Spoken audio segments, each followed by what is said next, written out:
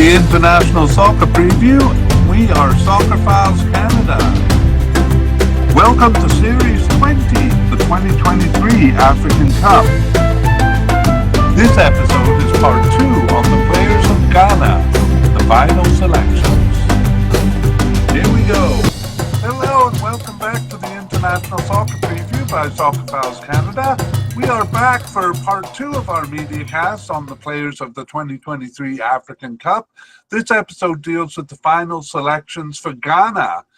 In part 1, we compiled a list of players and their likelihood of reaching the final squad. And that was based mostly on their participation over usually the past 2 years. In the case of Ghana, more on the year since the World Cup there. We did consider a few other factors as well.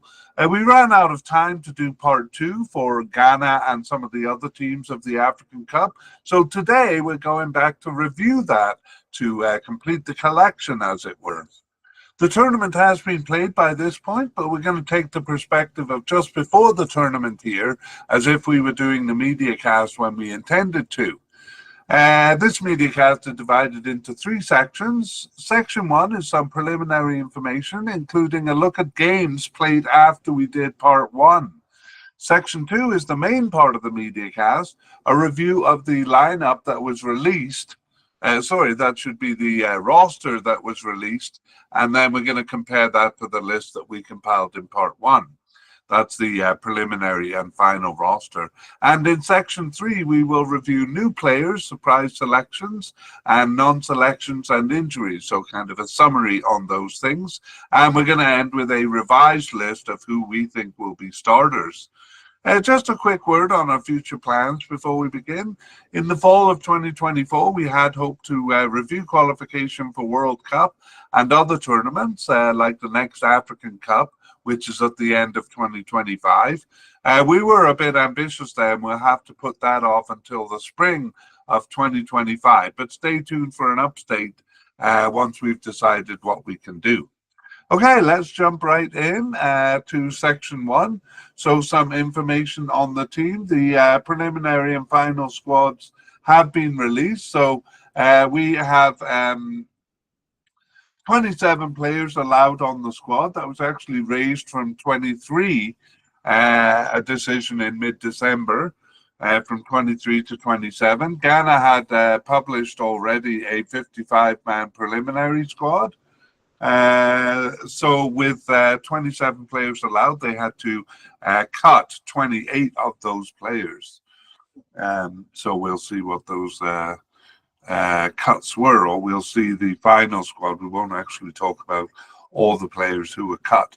Let's talk about the game. So they had 2 World Cup qualifiers in November. So we're going to look at the lineups there. That was against Madagascar and Comoros. And then they had 1 pre-tournament friendly. That was against Namibia in January. And we're not really interested in the results in this case, or maybe we are, because they didn't do well in these games. They struggled with all of them. A 1-0 loss to Madagascar. No, sorry, that was a 1-0 win over Madagascar, but it took a goal 6 minutes into injury time to actually win that game. So not very convincing even at home there. Against Comoros, they lost 1-0. And against Namibia, it was a 0-0 tie, even though that was a friendly. So I don't think we emphasized enough actually in the group media cast, me and Connor, how prone Ghana is actually to those kind of poor results, even against weak teams. And the same actually could be true of Egypt, especially on the road, not so much in tournaments for Egypt. But for Ghana, even in tournaments, they really drop some points that they shouldn't be. Anyway, as I say, we're not interested in the results there, but more in the lineup. So let's take a look and see what the lineups were. It was a 4-3-3 in the games in November, the 2 World Cup qualifying games, and in January, 4-3-3 as well. So perhaps foreshadowing what we will see in the Cup there. Okay, let's move on to section 2 and the candidates. So we begin with the manager. We actually had a little bit of doubt of whether he would be the still here when the tournament began. Well, as of this time, we know he is the manager that will lead them through, and that is Chris Hughton. So we're going to highlight Chris Hughton in green to suggest he was a selection, as it were, for the final squad. So Chris Hughton leading them through the tournament. For goalies, we had a definite candidate in Lawrence Atizigi, a likely candidate in Richard Ofori, and two possible candidates, Jojo Wallacott and Abdul Nuruddin. And things went as expected. Atizigi was selected, as was Ofori, and Jojo Wallacott was the possible candidate that was selected. Abdul Nuruddin selected for the preliminary squad, but not the final squad there. Okay, let's take a look at goalkeepers and see what happened over the last 3 games. So it was Richard Ofori in the both of the November games and in the friendly. So he looks like he is going to be the starter there, and I think that differs a lot from that differs from what we predicted in part 1, but we will get to that in the spotlight review at the end. We'll talk about the starters. I'll kind of clarify who we think will be starters. Let's move on to defenders and central defense. I see I had the graphics in the wrong place there, so I'll just move them here. And if you're looking on the YouTube graphics, you will see that we have no definite candidates, but 3 likely candidates. So the first of those is Daniel Amarty, although he was an injury doubt. We'll come to that. The second, Joseph Adu, also an injury doubt. And the third, Nicholas Opoku. So we were a bit confused here because we thought perhaps Opoku was coming in to replace players, and that if they came back, then that would endanger his selection. We also had Alexander Jiku at the possible level. He also was an injury doubt when we did part 1. So a lot of uncertainty back here. And let's see. We have Daniel Amarty, who was selected for the squad. So let's highlight him in green. Joseph Adu was not selected for the squad. We'll talk about his injury at the end, but his non-selection even for the preliminary squad is due to that injury. So Nicholas Opoku, whether he's coming in as an injured player or whether he has risen in the rankings, we're not sure, but he was selected for the squad. Alexander Jiku also recovered from his injury, just like Daniel Amarty. We'll talk about those injuries later, but he too, Alexander Jiku, was selected. We're going to put Mohamed Salisu on here, and we're going to call him a new candidate, and I'll tell you why soon. But I think we moved him to right back. Let's deal with him here, though. He is a surprise selection, even though he was selected for the World Cup 2022 squad, and indeed was a starter in all 3 games of that. He last appeared for the team in that World Cup. So it seems like Mohamed Salisu is allowed to just show up for cups. But not the games in between. So I personally think that must be upsetting to the players who are playing in between and then don't get to play in the cup. But anyway, Mohamed Salisu selected for the squad. Let's look and see how things shaped up. there. So in the first of the November games, it was a two-man central defense all the way through here. It was Amarty and Opoku side by side there. And in the second game, it was Opoku and Adams, actually, who we're going to meet shortly. So an out-of-position player replacing Daniel Amarty in that second game.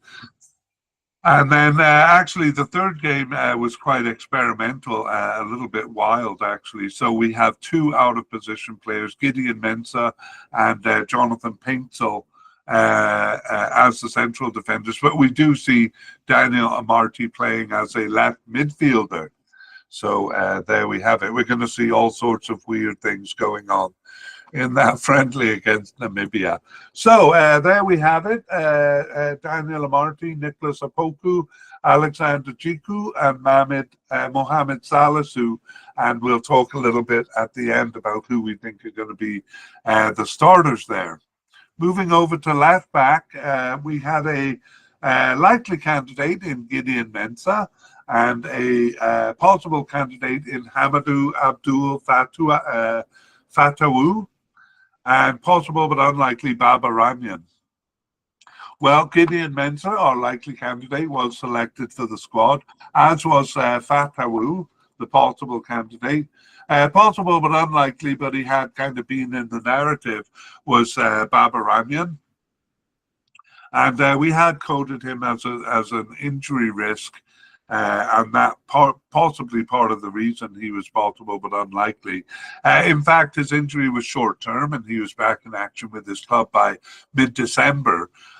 So his absence in the January friendly was due to non-selection rather than to injury. And we had him as a possible but unlikely. So kind of always on the fringes there, but not selected Baba Ranyan for the final squad. He had been selected actually for the preliminary squad.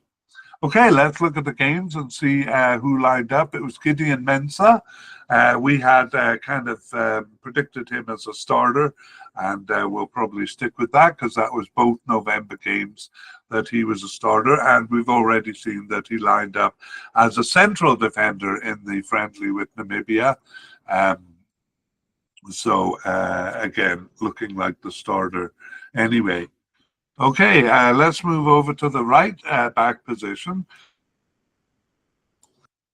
Here we had a likely candidate in Aladou Seydou and a possible candidate in Dennis O'Doy. And I'm wondering actually if I'm mixing up what I said about Mohamed Salisu. I wonder if I was mixing him up with Aladou Seydou. Because we don't see Saladou on the list for right backs here. Anyway, we do have Aladou Seydou, and he was selected for the squad. So too was the possible candidate Dennis O'Doy. And we'll just point out here that Tariq Lamptey is not going to have the same privilege that Mohamed Saladou seems to have, just showing up for the tournaments. He was selected, was Tariq Lamptey, to the preliminary squad, but not selected for the final squad. I think we also mentioned Andy Yiadom in part one. He also was selected for the preliminary squad.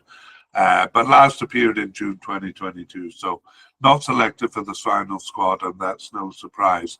Okay, we'll go to the games for right back. So Aladou Seydou in the 2 November games there.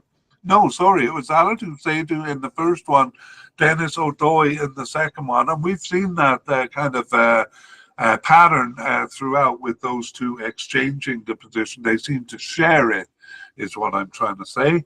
And in the Namibia friendly in January, it was Dennis O'Doy. So perhaps he has the edge in terms of being a starter, but we'll get to that at the end. All right, that is the defense. And now we move on to the midfield. Beginning with defensive midfielders, we had a candidate in hang on, let me find my space here. We had a definite candidate in Salis Abdul Samed. So he was selected for the squad. We also had a possible candidate, defensive midfielder, Elisha Owusu, who was also selected for the squad. So both of those candidates selected. Before we look at the games, we will look at central defenders. In fact, they didn't use the position of defensive midfielder in the 4-3-3 formation. So central midfielders. Let's see.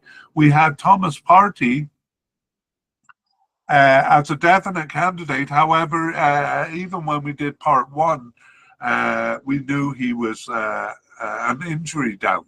He had appeared in the October games, but we knew he had a hamstring injury, so he was a bit of a doubt. And that turned out to be the case. He was selected for the preliminary squad, but not for the final squad, Thomas Partey. And so we'll talk about him more in the injury section. Mohamed Kudus was selected for the squad. We're going to talk about him both as a central midfielder and as an attacking midfielder because he plays both positions. But suffice to say here that he was selected. Next, we have Edmund Addo. He was selected, or possible, or a likely candidate there. He was selected for the preliminary squad, but didn't make the final squad, Edmund Addo. And let's go to the two possible candidates we have, Idrisu Baba and Majid Ashimeru. Both of those selected for the squad there. So that gives us a lot of central and defensive midfielders to deal with. Okay, those are all the candidates, I think. No, we have a new one as well on top of it also. Richmond Lamptey, not to be confused with Tariq Lamptey.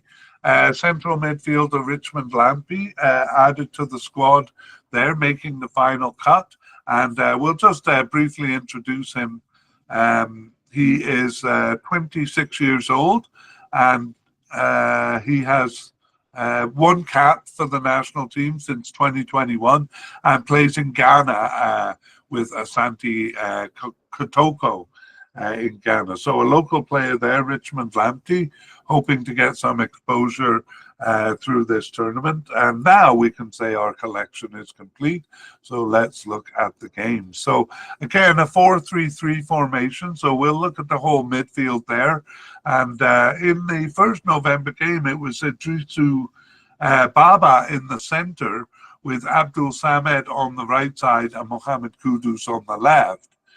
We did say Kudus is playing central midfield for Ghana quite a bit. In the second game, similar, Idrisu Baba in the center, Abdul Samed on the left this time, and forward Inika Williams on the right.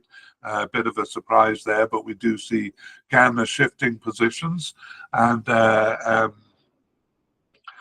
I'll just say here we have the game against Namibia kind of all over the place. We have Idrisu Baba on the field, but actually playing as a forward. And Jordan Ayew, and it's all over the place, frankly. We have Owusu, though, showing up on the field. Just looking at my graphics, we had him as a possible defensive midfielder, so he did get a start in that game as a right midfielder, Owusu, but we didn't see any of the main candidates there. Okay, so things a bit kind of unclear in the midfield, but we move on. Even though they used a 4-3-3 in all three games, we don't have any players coded as left midfielder or right midfielder. So we are seeing generally defensive or central midfielders lining up in that three-man midfield.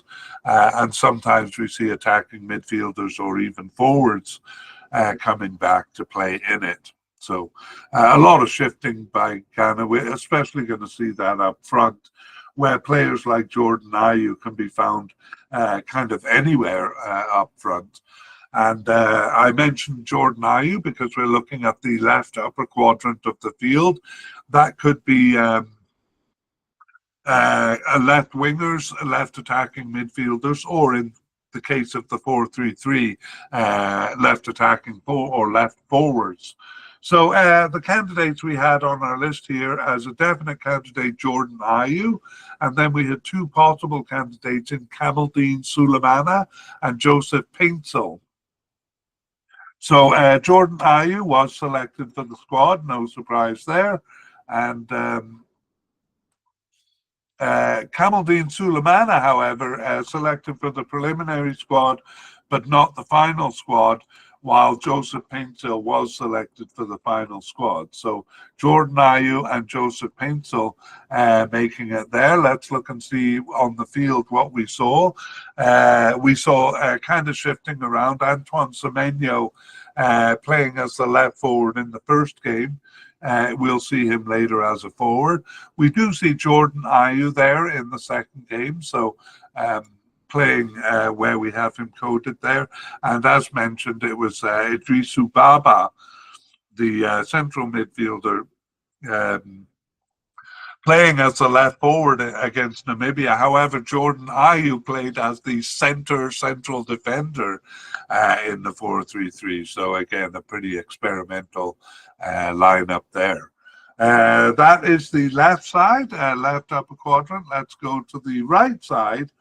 And here we had a likely candidate in Ernest Nuama. And we had four possible candidates in Osman Bukhari, Isahaku Abdul Fatawu, not to be confused with the right back Fatawu. Next, Ransford Yeboah Königsdorfer. Sometimes he'll be listed just as Ransford Yeboah. His name is quite a mouthful, but we sometimes do see that very German-looking name, Königsdorfer. And finally, also a German kind of name, Kingsley Schindler, the fourth of our possible candidates. Let's see who was selected. It was Ernest Nuama, the likely candidate, was selected. The first possible candidate, Osman Bukhari, was selected. Next, Isahaku Abdul Fatawu, not selected, so we won't be confusing him with the other Fatawu. Rainsford Yeboah Königsdorfer was selected. I'm sure the announcers won't be happy about that unless they shorten his name. And finally, Kingsley Schindler, also selected. So three of our four possible candidates there on the right. But the right is a particularly difficult position to pin down. In part one, we saw all sorts of players over there, but primarily Jordan Ayew. And that is what we see here. Jordan Ayew starting as the right forward in the third game. In the first game against Madagascar. In the second November game against Comoros, it was Semenyo lining up as the right forward. We're going to meet Antoine Semenyo shortly here. And finally, in the game against Namibia, we have defender Jiku showing up as the left forward. So all sorts of weird things going on there. So that doesn't help us pin down the position, but we do have those four candidates coded as right wingers. They're all coded as right wingers there. Okay, we move on to the forward lines. We had attacking midfielders as part of the forward group here. And for attacking midfielders, we had Andrew Ayew as a likely candidate. And also likely we had Mohamed Kudus, although we dealt with him as a central midfielder. Anyway, both of those selected. Andre Ayew. Mohamed Kudus seems actually more likely to play as a central midfielder for Ghana because they have so many options up front, and he's kind of filling in a bit back there. Okay, so those two making the squad. However, this position wasn't used in the 3 games, the 4-3-3 formation, and that had been the case in a lot of the games building up to it. So we see Andre Ayew and Mohamed Kudus kind of repurposed to other places on the field. Okay, no secondary strikers or no players coded as secondary strikers. So we move to the last category, forwards, where we had a definite candidate in Inaki Williams. And here we meet Antoine Semenyo, who we've seen both as on the left and on the right, but he is coded as a forward. He was a likely candidate, in our opinion. And both he, I'm not sure if I said Inaki Williams was selected, but he was. And so was Antoine Semenyo, and so was our possible candidate, Jonathan Sowa. So not many surprises there.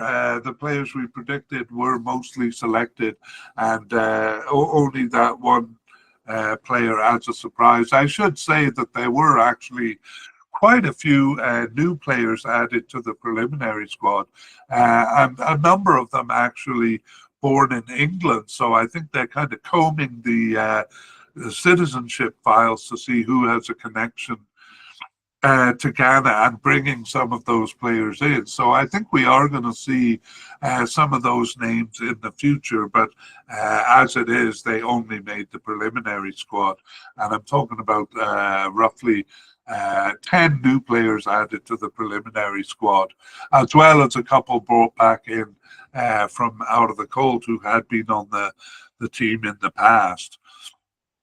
But we'll have to wait till the next go around to meet some of those players. And when I say there were 10, that maybe means 3 or 4 were from England. I think one was from Germany too. The rest playing in Ghana or elsewhere. So again, we have some new candidates to meet. Okay, that's it for the look at the candidates. So let's summarize here as we move on to section 3. We'll begin with notable non-selections. And so probably the most notable there, Thomas Partey, not selected. And that is not due to injury. That is due to non-selection.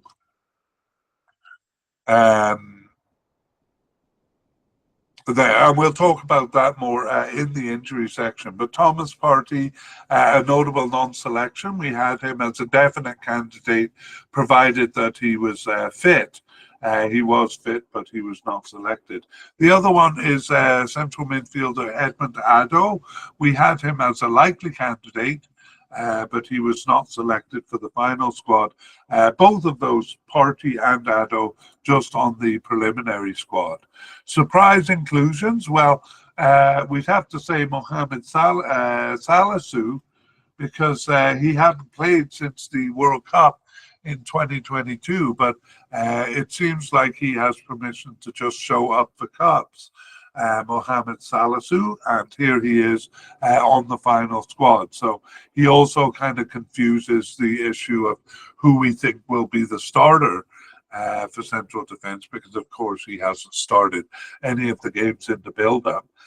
For new players, we have Richard Lamptey, the central midfielder, actually the only new player that made the squad. We had a lot of new players. He was the only one that made the final selection. And now we move to our update on injuries. So central defenders was particularly a problem when we did part 1. We had Daniel Amartey as an injury doubt. However, Amartey played all of his December games for his club.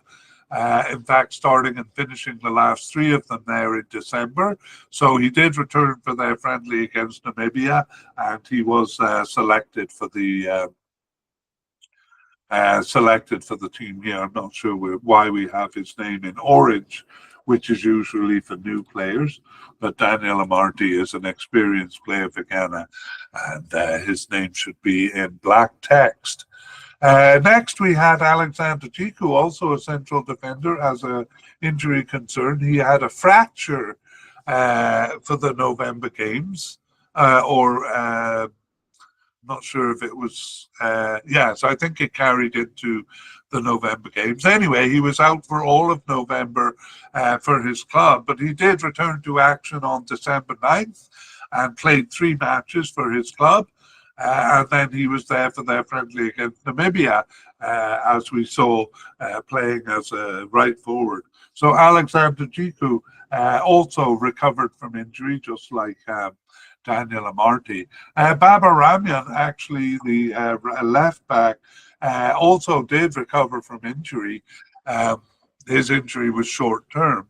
So, but he was not selected for the final squad, not called up for the January friendly then. So that was due to non-selection rather than to his injury. And we had him as a possible but unlikely candidate, as we mentioned. Dropped due to injury, though, we have 2 players. The first one is Joseph Edu. He was out for surgery in part 1 and out since October for Achilles tendon surgery. So he remained out through the November games and up to the Cup there, so didn't recover from that. So we would put his absence down to that injury. And sorry, I think I made a mistake on Thomas Partey saying he had recovered from his injury. In fact, he hadn't. It was an Achilles heel, a hamstring injury that ended up carrying into January, preventing him from playing for club and country. So he is out for the tournament, but the reason is his injury. Okay, that is it. Now we move on to the spotlight review. So we did this at the end of part 1, our predicted starters, kind of for fun, but we have a bit more clarity on it now, seeing the November games and the January friendly. January friendly not helping us much because it was weird, frankly. Anyway, we had a bit of doubt about Chris Hughton as a manager, partly because Ghana tends to change quite easily. Anyway, we are more confident Chris Hughton will not be changed at this point, so he will see them through the tournament. Goalkeeper, we had no one there. I mean, of course, we thought it'd be a rotation between Atizigi, Ofori especially, and perhaps one of the possible keepers. Now we're a bit more confident, having seen Richard Ofori start all of the games. We're confident to say that we expect him to be the starter now. In central defence, well, we thought Nicholas Opoku was really, we weren't sure his status with the team. He was coming in, we thought, to replace injured players, so we didn't know what would become of him, say, if those players came back. But some of them didn't come back, and he seems to have kind of established himself in the team there. So Nicholas Opoku, we're going to put in blue. Not fully confident that he'll be a starter, but we would say probably so. And we think probably alongside Daniel Amarty, even though he only started one of the 3 games as a central defender. So we're kind of tentatively saying Opoku and Amarty. There are other candidates, though. In fact, we had a bit of neglect there in the in section 2 because we forgot to come back to Kasim Adams. Actually, Kasim Adams is a central defender, and he should have been on our list as a possible candidate because that's where we had him. And he did play as a central defender in the 2nd November game. However, he didn't make the final cut, Kasim Adams. He was selected for the preliminary squad, but not the final squad. So that kind of added to the confusion as far as who we thought central defenders go. But we did see Opoku starting both of the November games. Daniel Amarty started one of them and also played in the Namibia friendly, but he played as a midfielder there. So that's all a bit of a mess. Let's just just summarize and say we think Poku and Amarty the most likely candidates. At left back, though, we have a bit more certainty. Gideon Mensah, we are confident to say he's going to be a starter. At right back, too, we're actually quite confident, even though we have Aladou Seydu and Dennis Odoi in blue.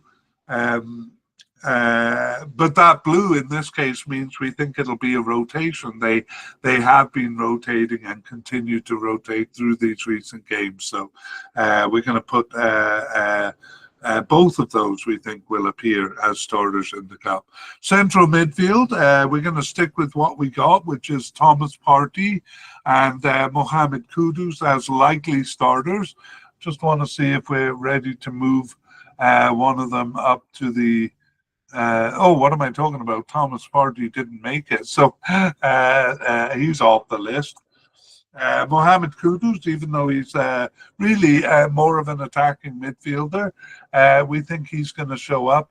But what we actually have is Idrissou Baba and Abdul Samed showing up. So we're going to completely change here and put all three of those in blue, and actually a bit more confident even for Idrissou Baba,